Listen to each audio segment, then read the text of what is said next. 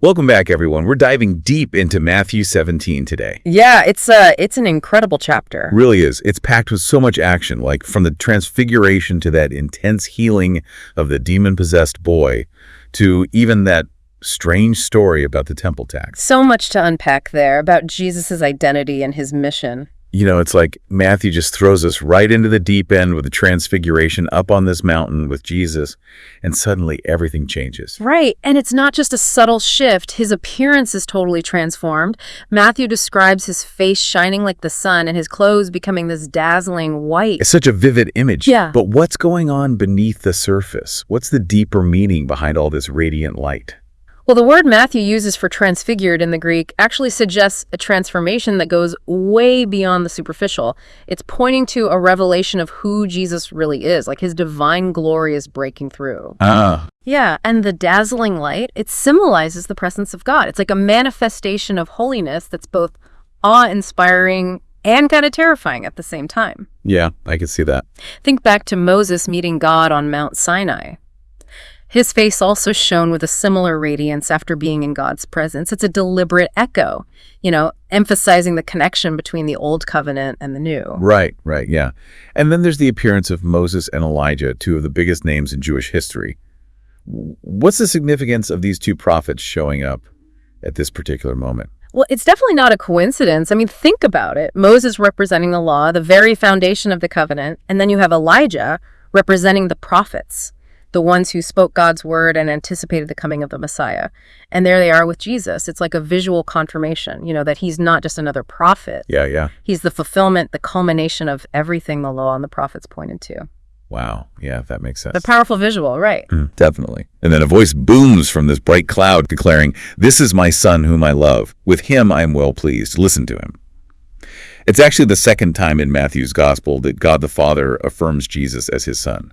Why this repetition and why the emphasis on listening to Jesus? I think these pronouncements, they're crucial because they're establishing Jesus's unique identity. He's not just a wise teacher or a miracle worker. He is the Son of God. And the voice is commanding the disciples and us by extension to listen to him. So it's more than just paying attention to his words. Exactly. Because Jesus isn't just delivering a message, he is the message. His words aren't just wise sayings, they are the very words of God carrying divine authority. It's a call to go beyond simply admiring Jesus, to truly following him, submitting to his authority, and allowing his teachings to shape our lives. Okay, so this mountaintop experience isn't just a dazzling spectacle. It's a foundational revelation of who Jesus is.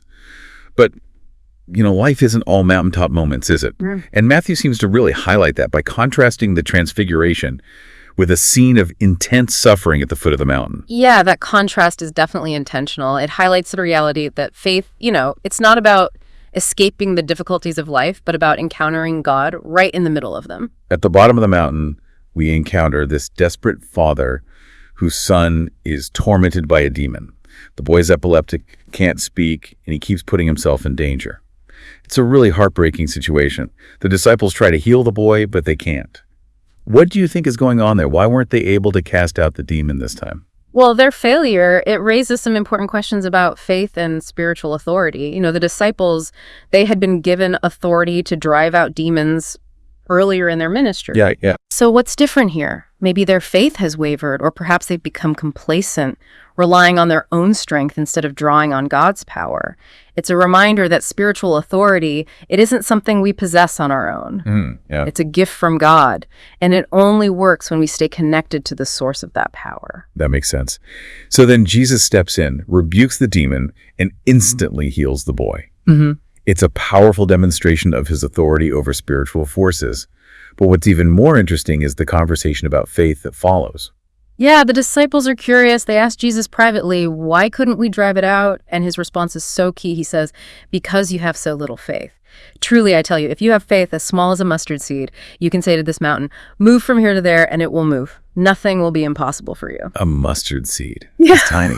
Is Jesus saying that all we need is a minuscule amount of faith to move mountains, literally? Right. I mean, the size of the seed isn't really the point. What matters is where our faith is placed. Jesus isn't advocating for a self-help, mind over matter kind of approach. Okay. He's talking about radical trust in God's power, a belief that what seems impossible to us is possible with God. I see. The mustard seed, it's a powerful image of how even the smallest amount of faith can be transformative when it's directed toward the right source. Right. It's not about our strength, but about aligning ourselves with God's will and trusting Him to work through us. Exactly. I mean, think about the challenges we face, those things that feel like immovable mountains.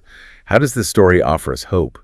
How does this idea of faith, as small as a mustard seed, empower us? It reminds us that we don't need to have superhuman levels of faith to see God work in our lives. Right. It's about the authenticity of our trust in Him. Yeah. We can bring our anxieties, fears, and doubts to God, trusting that even the smallest flicker of faith, when it's nurtured by His grace, can make a difference. So powerful. But then the scene takes a dramatic turn, right? We go from this miraculous healing to a really somber moment. Jesus predicts His death again, and this time he includes some pretty unsettling details. Yeah, it's like a shadow falls over the scene. He tells his disciples, "The Son of Man is going to be betrayed into the hands of men. They will kill him, and on the third day he will be raised to life." It's the second time Jesus foretells his suffering and death in Matthew. It's like he's deliberately preparing the disciples and us for what's to come. Right, and he's connecting his mission back to those Old Testament prophecies about the suffering servant. Yeah, the Messiah who would redeem his people through his sacrifice. Exactly. I'm struck by how Matthew places these contrasting scenes side by side. You have this triumph of healing, and then immediately, the stark prediction of death.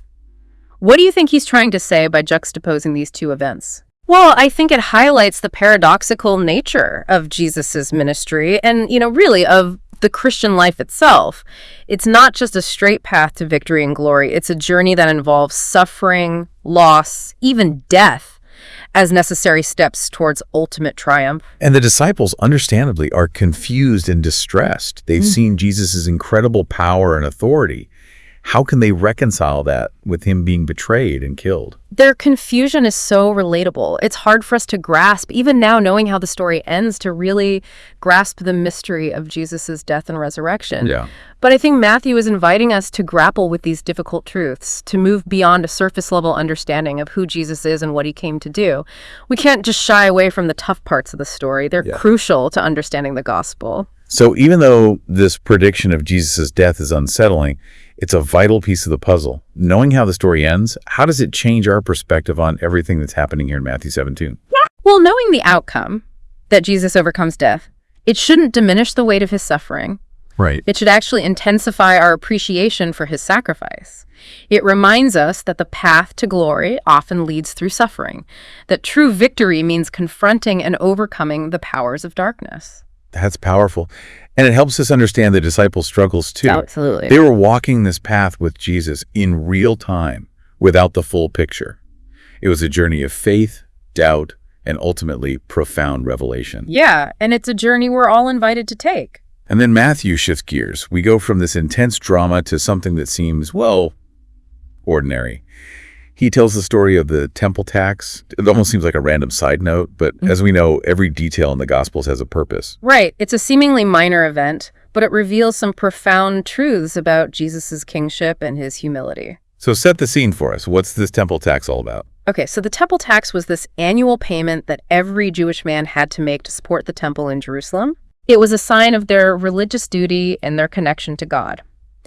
So these tax collectors, they come up to Peter and ask, "Doesn't your teacher pay the temple tax?" And Peter, always eager to please, immediately says, yes, he does. It seems like a straightforward transaction.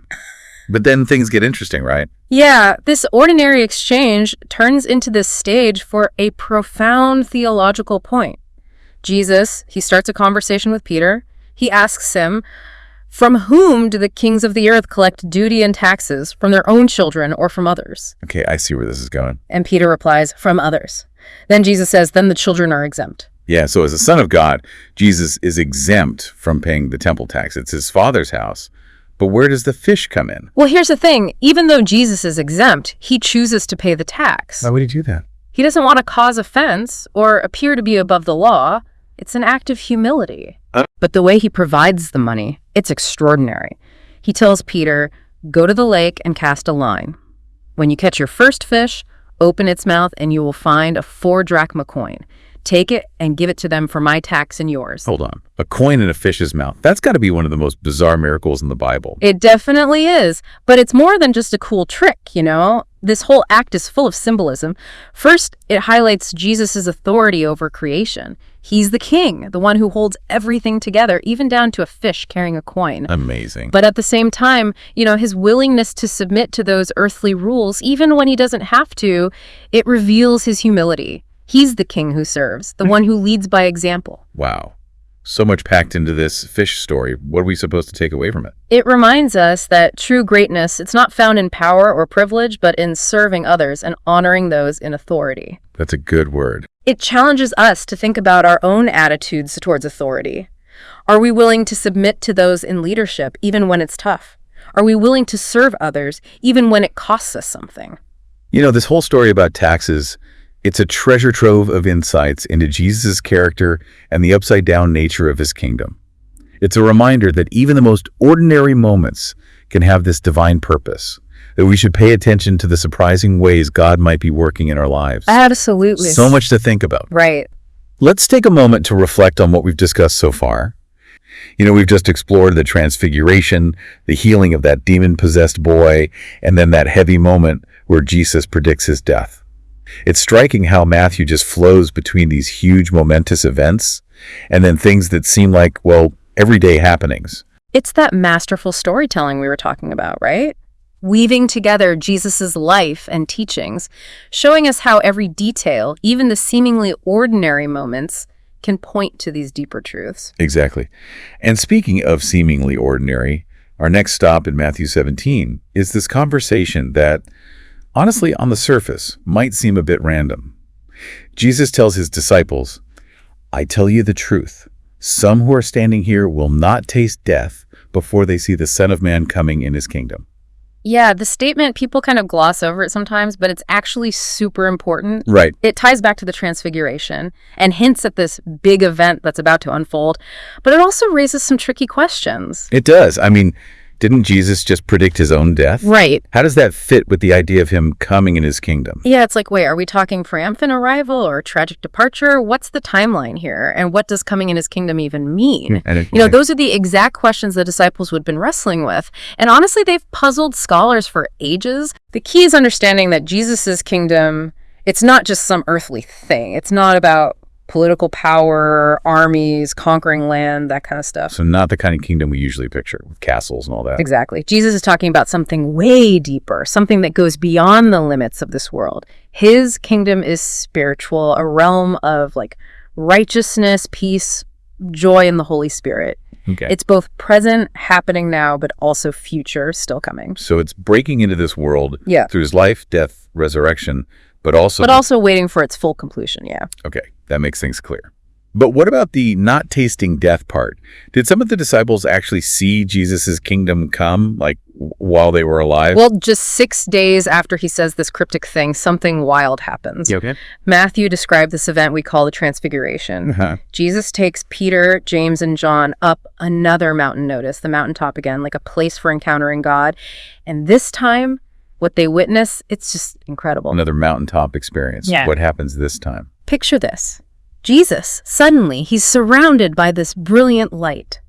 Wow. His face is shining like the sun, clothes dazzling white. And as if that's not enough, Moses and Elijah, they show up talking with Jesus. Whoa. Deja vu much. The radiant light, the mountain, even Moses and Elijah again. Is this like another glimpse of Jesus' divine glory? It's more than just a glimpse. It's his glory on full display, a foreshadowing of how he'll be exalted in the future. A lot of scholars think the Transfiguration was like a sneak peek of Jesus' kingdom breaking through right then and there. But if that's the case, why wasn't it this huge worldwide thing? Why only those 3 disciples? It seems so important everyone should have seen it. That's a great point, and it gets at the core of how God often works, you know? Why do some people seem to experience his presence so strongly while others don't? Why do some get these glimpses of spiritual things while others miss out? It's not about, like, favorites or who deserves it more. Right. It's often about being in the right spot at the right time with a heart that's ready to receive what God's revealing. It makes me think about those aha moments we have when we feel so connected to something bigger than ourselves. Those flashes of insight or inspiration seemingly out of nowhere. Exactly. Those moments, they're usually unexpected. They can be sparked by music, a conversation, nature, even a Bible verse. Yeah. And they often leave us feeling profoundly changed. So maybe the Transfiguration isn't so much about pinning down a specific historical event, but more about recognizing that God's kingdom, it's not limited to a certain time or place. That's a great way to put it. It can break into our lives in ways we don't expect, if we're willing to see it, if our hearts are open. Right. It reminds us, following Jesus, it's not just about rules or doctrines, it's about being open to the mystery, the wonder of God being present with us. And maybe we all have our own transfiguration moments. Yeah. Those times when the line between heaven and earth feels thin, and we catch a glimpse of something truly amazing.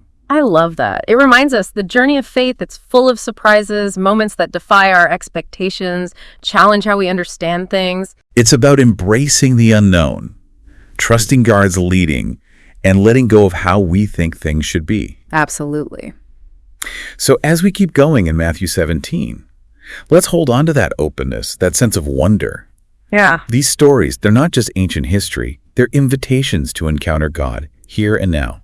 Absolutely. And as we move on, we'll see even the most ordinary encounters can reveal amazing truths about Jesus and what it means to follow him. It's amazing, isn't it, how this chapter just keeps unfolding deeper and deeper. It really is. It's like every time you read it, there's something new to discover. A testament to how rich Scripture is. We could spend, a lifetime studying these passages and still find fresh insights. Right, and that's what I love about these deep dives. It's not just about, knowing the facts. It's about letting these texts really change how we see the world and ourselves. I love that. Letting these ancient stories speak into our lives today, illuminate our struggles, give us hope, guide us. Exactly. It's tempting to try and make a neat timeline, figure out exactly when and how Jesus' kingdom will be fully realized. But the truth is, it's not limited to one specific moment in history. So it's both present and future, like a seed that's been planted but hasn't fully grown yet. Perfect analogy. And that tension, that already here but not yet fully arrived, it's a big part of what it means to be a Christian. We're living in this in-between time between Jesus' first coming and his second coming. Right. We see glimpses of his kingdom breaking through, those acts of love, justice, mercy.